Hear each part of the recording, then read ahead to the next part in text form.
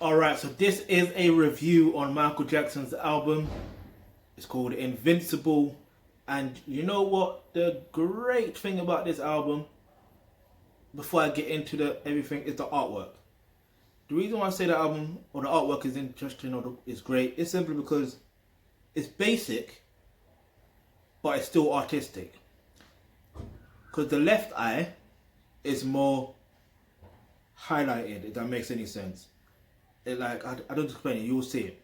But other than that, it's like black and white. But I do remember seeing different CD covers where it was blue, like the whole cover was blue. One was green, and I think there was another one that was like red or something like that. I remember seeing something similar to that when it came up. But anyway, in a shop like the CDs and stuff like that, which is very interesting when you deep it. But it's funny when I look at it,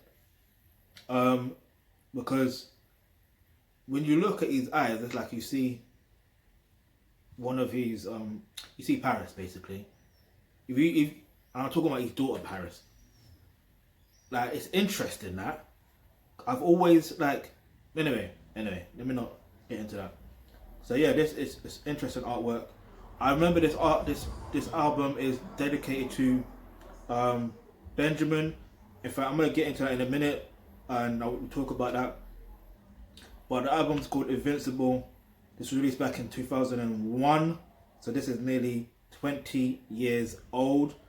And I'm sure Darkchild and the Michael Jackson estate will probably do a 20th anniversary for it. I hope they do, because this album, it didn't get the recognition that it deserved, which is annoying, but you know.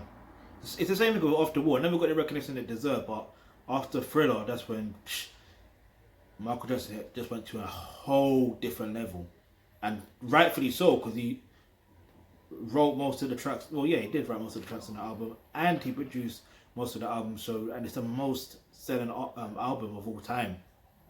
So, can you imagine the amount of royalties he got from that album, and his estate gets from that album alone? Like, oh man, I'm just thinking about, it's incredible. Anyway, so there are 16 tracks in the album. So there's Unbreakable, Heartbreaker, Invincible, Break of Dawn, Heaven Can Wait, You Rock My World, Butterflies, Speechless, 2000 Watts, You Are My Life, Privacy, Don't Walk Away, Cry, The Lost Children, Whatever Happens, and Threatened. And you know what's crazy interesting? As I'm reading off the names of the title of the songs, I'm hearing the song in my head. That's how you know that that artist or the songwriter, in fact even the artist himself, Michael Jackson, is the GOAT. Yeah, there's only one fucking GOAT. There's only one GOAT, and that is Michael Jackson. Alright? If you talk about greatest of all time, you can only really talk about one person. You can't talk about like 4, 5, 6, 7, 100 people. It don't make sense. But anyway, I don't particularly have a favourite song, but I do remember in secondary school, I was singing You Rock My World. Whoa. The different vocal ranges on that song alone. Yeah, my voice couldn't handle it. My voice couldn't handle it in secondary school. I just couldn't handle it. Truthfully, yeah, I wanted to rap, innit? That's the truth. I wanted to rap. I won't even lie, because I wanted to MC, in it is what it is. Even though I still like Michael Jackson, it's just that age group. Like, I was more predominantly listening to, So Solid and Pay As You Go and all that, and Roll Deep Crew. Well, more or less Roll Deep Crew. In fact, yes, 2001. So technically, yeah. So anyway, I'm gonna get into this thing. I want to show you something. I want to let you know something, which is very interesting, because you see with Michael Jackson, yeah, the reason why he is invincible is because he knows exactly how to put across a song and make it sound sonically good, like whether he wrote some of the songs or you know what I'm saying. So yeah, this is basically his 10th overall album. I think solo album. Wait, I don't know. Basically, that's not what I want to talk about. I want to talk about who this album was dedicated to. Yeah, the different. Yeah, there's Biggie's a feature on the album as well. Just forgot to mention that. Even Carlos Santana. Apparently Tyrese. Not apparently Tyrese wrote 2000 Watts and I forgot her name. It's gonna come up here anyway. Let me see.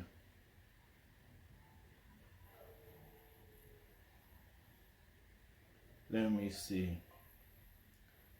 Marsha Ambrosios. Yeah, she wrote Butterflies.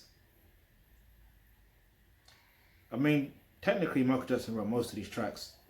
It's just how partly wrote some of the tracks, so I say. Anyway, it's not kind of what I was looking for. Because there is, yeah, Benjamin Hamilton. So yeah, here we go. Here we go. So basically,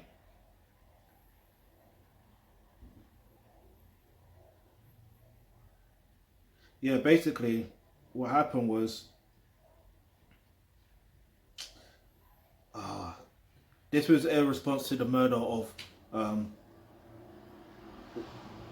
Benjamin. I'm trying to get his actual name properly so we get this correct. I think, yeah, Benjamin Hamilton, which was Omer's friend, or Obi or Omer Bahati's friend, which is interesting. And yeah, so basically, because he was killed or murdered from a racist attack, which is interesting because this is in Norway, by the way. So the reason why I bring that up is simply because, unfortunately, society or Western society perpetuates racism because it's embedded within the education system or also the mainstream media. I don't think those who are creating these stuff in terms of in the media really understand it. Maybe they do, maybe they don't. I don't particularly know. But if I do have conversation with someone that is, from that particular world, and I'll be able if they could give me details from their perspective, from what they see and what they do, then cool. I can come back to you on that. But other than that, you see, Benjamin Hamilton, unfortunately, isn't the first person to be murdered from a racial attack. Yeah, because even a few years later, in the UK, in Liverpool, same thing happened to someone else, which happened to be the brother of a footballer who was involved with the racial attack. And even nearly a decade before 2001, there was another racial attack in the UK, Stephen Lawrence.